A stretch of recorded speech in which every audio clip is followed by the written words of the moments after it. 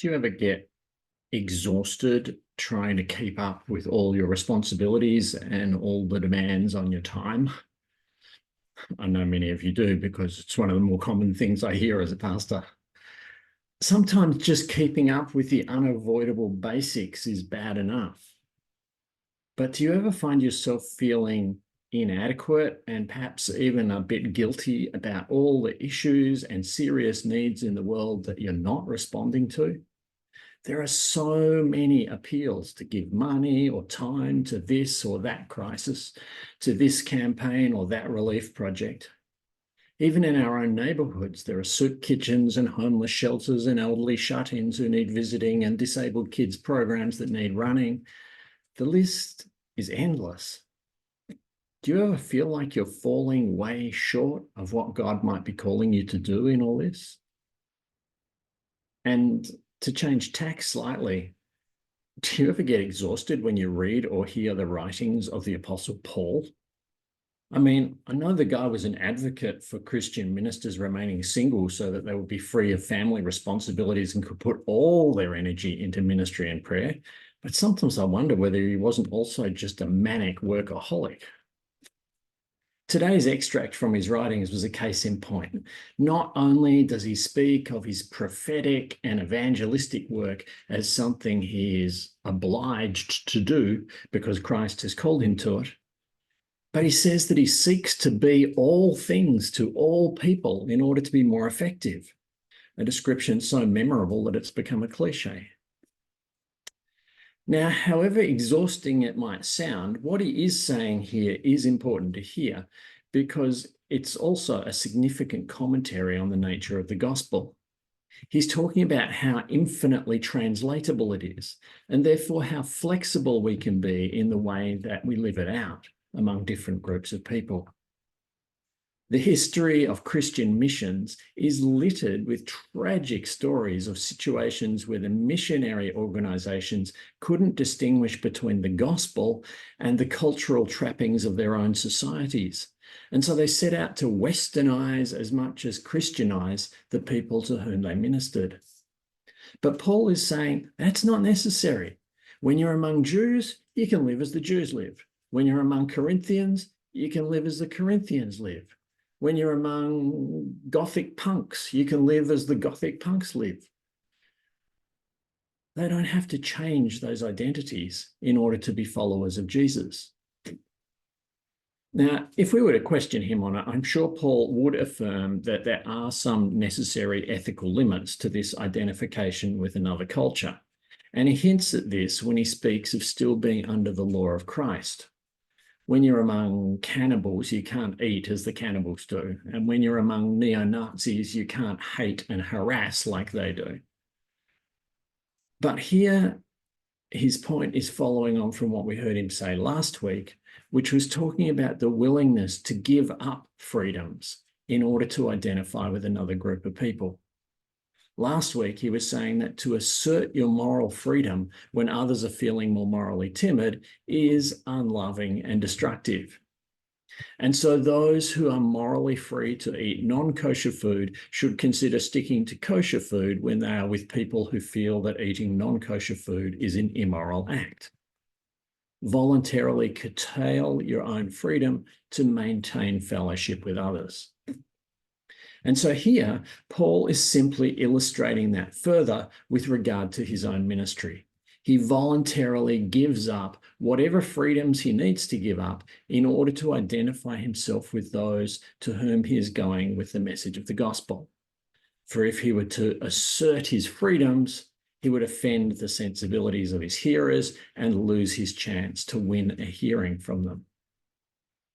As he makes clearer elsewhere, this pattern is the pattern of Jesus, who voluntarily relinquished many of his freedoms as God in order to become one with us and communicate the gracious justice and mercy of God to us. Jesus makes an enormous self-sacrifice in order to share the love of God with us. We follow his pattern and make self-sacrifices in order to continue the sharing of it to others. Now, that's all good theology and admirable social theory, but it's still leaves me feeling like I need a good long lie down at times. Because anybody who's seriously involved in any sort of cross-cultural ministry will tell you that immersing yourself in another culture is an enormous challenge. Learning a new language is hard enough, but learning a new cultural language is often much more of a challenge because we're less conscious of our own cultural languages. So to use Paul's first example, just trying to live like a Jew among the Jews would be quite a challenge to us because it takes serious study and serious humility to learn the culture and how to live it. How many of you know how to live like a normal Jew on the Sabbath, let alone on Rosh Hashanah or Yom Kippur?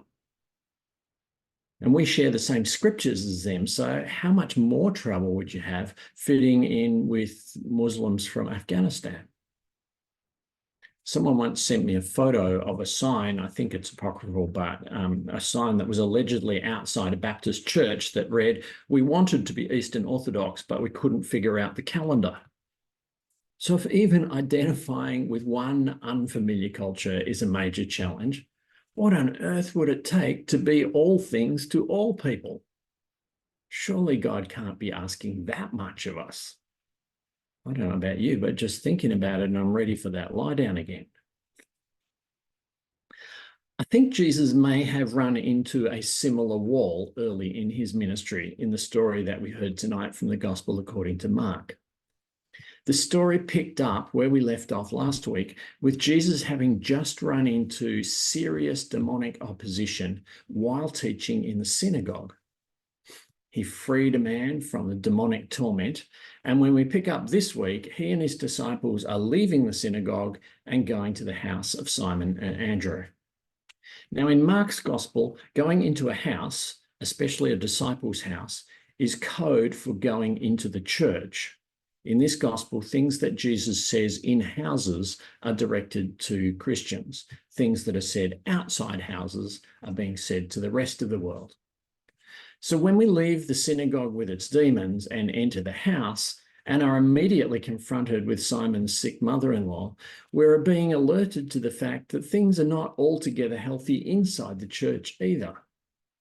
Even Jesus can't hide in the church to get away from the overwhelming neediness of the world.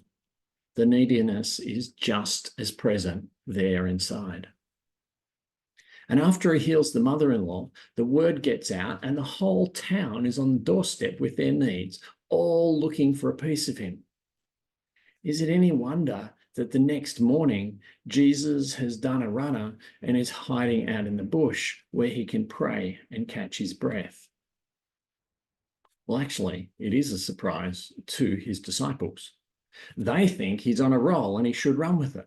They've left everything to follow Jesus, believing and hoping that he might be the Messiah who would unite the people and overthrow their oppressors. And here he is in the first week with the crowds already flocking to him. Yay, they've backed the right horse, instant fame. Everyone wants to be in on the action. It's all happening. And what does Jesus do? He pulls out. When they find him, they say, "Jesus, what are you doing? Everyone is searching for you. We've got appointments booked back to back for you for the rest of the week." But Jesus replies, "No, let's get out of here and go somewhere else where we are not so well known." If you want to know why Judas Iscariot eventually gave up on Jesus and turned him over to his enemies, you could probably start right here at the beginning. Because the disciples had big ambitions for Jesus and he wasn't going along with them. So what are we to make of Jesus's actions here? Is he just going and having a good lie down? How can he turn his back on all those needy people who are seeking his help and just walk out of town? Sure, we might be able to understand running out of steam under that sort of mass crowd response, but this is Jesus. Isn't he supposed to be our role model for sacrificial self-giving? What happened to being all things to all people? He's out in the bush being nothing to nobody. I think this connects with one of those strange things that Jesus said on another occasion: the poor you will always have with you. I think he put into words that time something he's demonstrating by his actions this time. The needs will always be far greater than our capacities to respond sufficiently to them. And just as he was on that occasion saying that it can be okay to put some money into something that might seem a little self-indulgent, so too he is saying by his actions this time that sometimes it's right to walk away from a pressing need and say, I know it's real and I know it matters, but I'm not the one who is called to deal with it at this time. We've been thinking a lot about vocation here lately. A number of individuals are asking personal vocation questions, either because they're still early in their careers and working out what is right for them, or because age and retirement have arrived and they are asking what their contribution to the world is to be now. And as a community, our move to being a congregation whose worship line is conducted online is raising significant questions about our vocation as a congregation. If we are no longer embedded in any particular neighborhood, what does mission look like? Who are we reaching out to? And what should be done to ensure that the valuable bit of real estate that we are no longer using is put to a use that makes a positive difference in the world? What is God calling us to do? One of the big traps for Christians in dealing with vocation questions is to get carried away with ideas like being all things to all people. The minute we recognize a genuine need, we feel that we must be God's hands and feet to respond to that need. And while it is true that someone will have to be God's hands and feet if there's going to be a response, that person is the person who God calls to the task, not necessarily the first well-meaning person who notices that it needs to be done.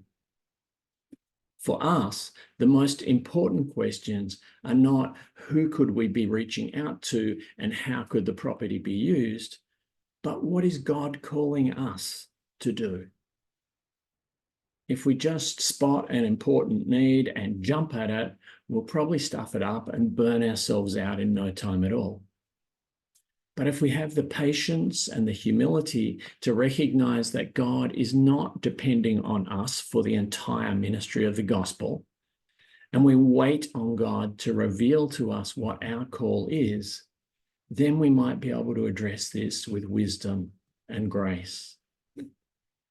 Our other reading from Isaiah pointed out that even the young and strong can fall exhausted by the wayside, but that those who wait on the Lord will renew their strength and rise up as freely and effortlessly as eagles. We need to be sure that we don't try to pass off apathy and inertia as waiting on God, but we also need to have the humility to go bush rather than just mindlessly swing into action without having prayerfully discerned God's leading. In a few minutes, we'll be gathered around the Lord's table, being fed by the risen Christ, so that we might be nourished and sustained for the journey of discipleship. And then, as we conclude, we will be praying that covenant prayer that acknowledges that God is calling us to follow Jesus and serve others, whatever that might look like. So let's continue to use this time prayerfully, week by week, to be attentive to what specifics God might be putting into our hearts and minds as we pray that general prayer. What is the journey for which God is nourishing and sustaining us? What is the call which emerges as we wait upon God? The call that will not weigh us down with exhaustion, but renew our strength, inflame our passions, and lift us gently into the air, that we might soar like eagles.